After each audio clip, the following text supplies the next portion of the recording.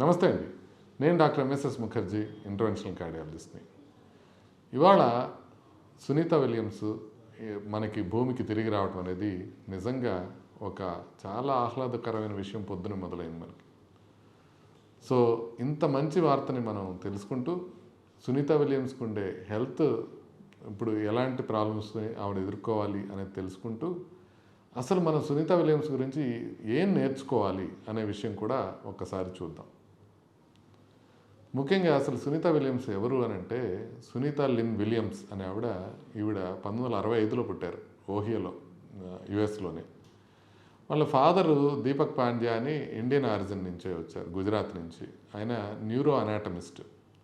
Mother Boney Pandya అని ఉంటారు. ఈవిడ స్లోవేనియా నుంచి వచ్చారు. కాబట్టి ఒక యూరోప్, ఒక ఏషియా నుంచి ఇద్దరు కలగలిగిన దాని నుంచి ఒక సునీత విలియమ్స్ రావడం జరిగింది.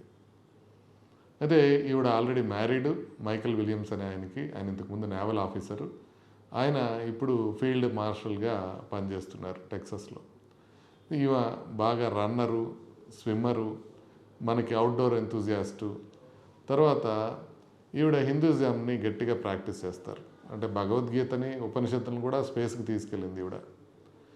అయితే ఈవిడ నుంచి మనం నేర్చుకోవాల్సింది ఏంటి, ఆవిడ కెరీర్ గురించి, ఆవిడ అచీవ్మెంట్స్ని చూసుకునే ముందు ఒక చిన్న చిన్న విషయాలు మనం గమనిద్దాం. మనం ఎట్లా ఉంటాం? ఒక్క నిమిషం కనుక ఇంట్లో వైఫై ఆగిపోయిందంటే గందరగోళం వస్తుంది. ఒక్కసారి మనం టీవీ చూస్తున్నాం, క్రికెట్ మ్యాచ్ చూస్తుంది, మధ్యలో ఆగిపోతే పిల్లలు తట్టుకునే పరిస్థితులు లేరు. లవ్ ఫెయిల్యూర్స్ అవుతున్నాయి, బ్రేకప్స్ అవుతున్నాయి. వీటిని తట్టుకునే అవకాశం మనకు ఉండట్లా. అయితే ఇవన్నీ తోసిరాజని నిజంగా ఒక 8 రోజులు మనం స్పేస్కి వెళ్ళొద్దాము అనుకుని ఒక మిషన్కి వెళితే ఒక్క 9 నెలల పాటు ఆవిడ మళ్ళీ భూమికి తిరిగి రాలేని పరిస్థితుల్లో, అసలు తిరిగి రాగలమా లేదా తెలియని పరిస్థితుల్లో, వచ్చేటప్పుడు ఏదైనా ప్రాబ్లమ్స్ ఎదురవచ్చేమో, మనం అసలు ప్రాణాలతో ఉంటామో లేదో తెలియని పరిస్థితుల్లో ఎప్పుడు నవ్వుతూ కనిపిస్తుంది చూసారా సునీత విలియమ్స్. దాని నుంచి మనం అనేక విషయాలు నేర్చుకోవాలి, మన పిల్లలకి తెలియజేసేలా చెప్పాలి. ఎందుకంటే ఇప్పుడు మనకి ఉన్న ప్రోగ్రెసివ్ వరల్డ్లో, ఎస్పెషల్లీ ఆర్టిఫిషియల్ ఇంటెలిజెన్స్ వచ్చిన తర్వాత అందరికీ అంతా ఇన్ఫర్మేషన్ అందుబాటులో ఉంటుంది. ఎవరు ఎక్కువ కాదు, ఎవరు తక్కువ కాదు. ఇలాంటి సమయాల్లో ఒకటే ఒక క్యారెక్టరు మిమ్మల్ని మిగతా వాళ్ళ నుంచి డిఫరెంట్గా నిలబెడుతుంది. అది పరిస్థితులకి అలవాటు పడటం, పరిస్థితులకు అనుగుణంగా మనని మనం మలుచుకోవడం అనే ఒక్క విషయం, ఆ ఫ్లెక్సిబిలిటీ, ఆ రెసిలియన్స్ అనేది ఒక్కటే సక్సెస్ఫుల్ పీపుల్కి, సక్సెస్ లేని వాళ్ళకి డిఫరెన్స్ చూపిస్తుంది. మీ పిల్లలు ఐఐటీలో చదువుకున్నా, లేకపోతే వీధి బడిలో చదువుకున్నా, ఎలా చదువుకున్నా కూడా వాళ్ళకి వచ్చే ఇన్ఫర్మేషన్స్ ఏమొస్తుంది? ఇప్పుడు దాకా కష్టపడి చదువుకున్నదంతా ఉపయోగం ఉండదు ఇప్పుడు. ఎందుకంటే చదువుకున్న వాళ్ళకి, చదువుకోని వాళ్ళకి ఒకే రకమైన ఇన్ఫర్మేషన్ ఫింగర్ టిప్స్ మీద అవైలబుల్ ఉంటుంది. గుర్తుపెట్టుకోవాల్సిన అవసరం లేదు. ఇప్పుడు అంత మార్పు వచ్చిన తరుణంలో ఒకటే ఒక క్వాలిటీ, మీకు ఏ యుగంలో మిమ్మల్ని మీరు కాపాడుకోవాలంటే ఈ ఫ్లెక్సిబిలిటీ, రెసిలియన్స్, పర్సిస్టెన్స్ అనేవి చాలా ముఖ్యం. ప్రతిదానికి డిప్రెషన్ అయిపోయింది పిల్లలకి. మీరు ఏమాత్రం చిన్న మార్కులు సరిగ్గా రాకపోయినా, లేకపోతే టీచర్ పిలిచి ఒక తిట్టినా, లేకపోతే చివరికి మనం వండమన్న ఫుడ్ ఇంట్లో వండకపోయినా కూడా విపరీతంగా ఫ్రస్ట్రేట్ అయిపోతున్నారు, డిప్రెషన్కి గురవుతున్నారు, ఆత్మహత్యల వరకు వెళుతున్నారు. ఇలాంటప్పుడు సునీత విలియమ్ని ఒక పెద్ద ఆదర్శంగా తీసుకోవాలి. ఈవిడ కెరీర్ సంగతి చూసినట్లయితే ముందు ఈవిడ ఏం చేశారంటే, ఫస్ట్ నుంచి నేవల్ అకాడమీకి పోదామనే ఉండింది ఈవిడికి. 1987లోనే ఆవిడ బీఎస్సీ ఇన్ ఫిజికల్ సైన్స్ అయిపోయిన తర్వాత యుఎస్ నేవల్ అకాడమీకి వెళ్ళిపోయారు. ఆ తర్వాత ఇంజనీరింగ్ మేనేజ్మెంట్ చేసి ఫ్లారిడాలో, అక్కడి నుంచి యుఎస్ నేవీ పైలట్గా ఆవిడ 89లో వెళ్ళారు. అక్కడి నుంచి గల్ఫ్ వార్లో కూడా హెలికాప్టర్స్ అవి ఫ్లై చేశారు. ఆ తర్వాత నాసా దగ్గరికి వెళ్ళి నాసా ఆస్ట్రోనాట్గా 1998లో ఆవిడ ఆస్ట్రోనాట్గా ఉన్నారు. ఆవిడ 322 రోజులు స్పేస్లో గడిపారు.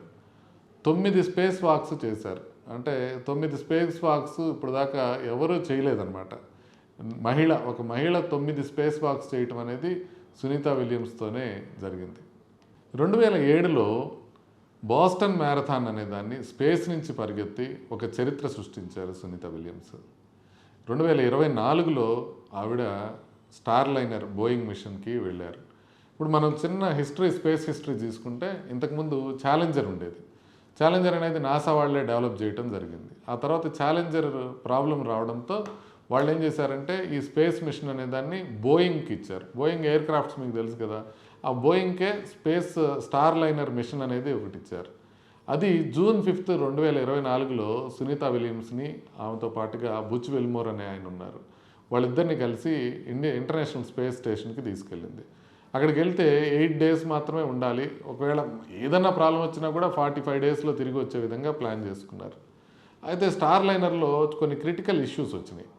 ఒకటి థర్స్టర్ ఫెయిల్యూర్ అవడము, అంటే స్పేస్ క్రాఫ్ట్ కంట్రోల్ అవడం ప్రాబ్లం అవడము, రెండోది హీలియం లీక్ అవడం.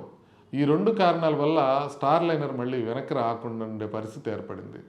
సో దీనివలన ఆవిడేం చేశారు, ముందు నాసా వాళ్ళే ట్రై చేశారు ఆవిడని తీసుకొద్దాము అని. తీసుకురావడంతో ఆ డిలేస్ అయిపోయి అది తీసుకురావడం కుదరదు అనే పరిస్థితుల్లో అప్పుడు స్పేస్ ఎక్స్కి ఇద్దామా అన్న ఆలోచన వచ్చింది. కానీ స్పేస్ ఎక్స్కి ఇస్తే అప్పటికే ఎలన్ మస్క్ ట్రంప్కి సపోర్ట్గా ఉన్నారు. అందుకని ప్రీవియస్ అమెరికన్ గవర్నమెంట్ దానికి పర్మిషన్ ఇవ్వలేదు. ట్రంప్ అధికారంలోకి రాగానే వీళ్ళు 9 నెలల నుంచి అక్కడే ఇరుక్కొని పోయి ఉన్నారు స్పేస్లో, వీళ్ళని తిరిగి తీసుకురావాలి అని చెప్పి ఎలన్ మస్క్కి ఇవ్వడం, ఆదేశం ఇవ్వడం, తర్వాత వాళ్ళు స్పేస్ ఎక్స్ని ఉపయోగించుకొని తీసుకురావటం మనకందరికీ తెలిసిందే. స్పేస్ ఎక్స్ దీన్ని ఏమంటారంటే స్పేస్ ఎక్స్ క్రూ డ్రాగన్ అంటారనమాట. ఈ స్పేస్ క్రాఫ్ట్లో ఒక ఆల్టర్నేటివ్గా చూసుకొని దాన్ని నాసా వీళ్ళు చూస్ చేసుకున్నారు. కానీ ట్రంప్ దానికి చొరవ తీసుకునేది చేయటం మొదలుపెట్టిన తర్వాతనే ఇది పరిస్థితి సాల్వ్ అయింది.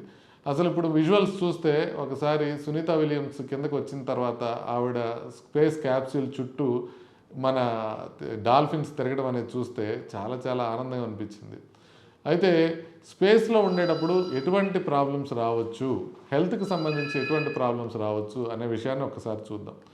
హెల్త్కి సంబంధించి మనకి స్పేస్లో ఏం జరుగుతుందంటే, ఒకటి బోన్ మినరల్ డెన్సిటీ తగ్గిపోతుంది. అంటే గ్రావిటీ ఉండదు కాబట్టి, ఎక్సర్సైజ్ ఉండదు కాబట్టి బోన్స్ వీక్ అయిపోతాయి. ఆ బోన్స్ వీక్ అవ్వడం వల్ల ఫ్రాక్చర్స్ అయ్యే అవకాశం ఎక్కువగా ఉంటుంది. దాంతోపాటు మజిల్ వీక్ అయిపోతుంది. వాళ్ళు ఎంత ఎక్సర్సైజ్ చేసినా కూడా గ్రావిటీ లేకపోవడం వల్ల మజిల్ వీక్ అయిపోతుంది. కిందకు వచ్చిన తర్వాత చిన్న చిన్న వస్తువులు కూడా, పెన్ను పట్టుకోవాలన్నా కూడా ఒక పెద్ద పని కింద ఉంటుంది. ఇప్పుడు మీరు చూసినట్లయితే ఆమెని ఆ స్పేస్ క్యాప్సూల్ నుంచి ఒక వీల్ చైర్లో తీసుకెళ్ళడం చూసుంటారు. అంటే ఆవిడ నడవడం అనేదే ఒక పెద్ద ఛాలెంజ్ కింద పరిగణించే అవకాశం ఉంటుంది. ఆ తర్వాత ఆవిడ బాత్రూంలోకి వెళ్ళి టాయిలెట్ మీద కూర్చొని పైకి లేవాలంటే ఒక పెద్ద పని కింద భావించాల్సిన అవసరం. 9 నెలల్లో మజిల్స్ చాలా వరకు అట్రోఫీ అయిపోతాయి అన్నమాట.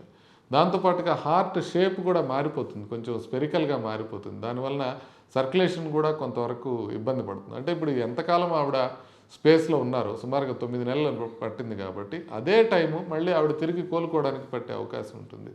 బీపీ డ్రాప్ ఉంటుంది, అది ఇక్కడికి వచ్చిన తర్వాత కళ్ళు తిరగటం కానీ అట్లా వీక్నెస్ ఉంటుంది. స్లోగా బీపీ ఇంప్రూవ్ అవుతుంది, ముందు చాలా బీపీ తక్కువ కూడా ఉంటుంది. కళ్ళు కనపడటం కూడా ప్రాబ్లం వస్తుంది, ఎందుకంటే ఆ ఫ్లూయిడ్ షిఫ్ట్స్ ఎప్పుడైతే స్పేస్లో వస్తాయో అప్పుడు ఐసైట్ డ్యామేజ్ అయ్యే అవకాశం ఉంటుంది. దానివల్ల కూడా ప్రాబ్లమ్స్ ఉంటాయి.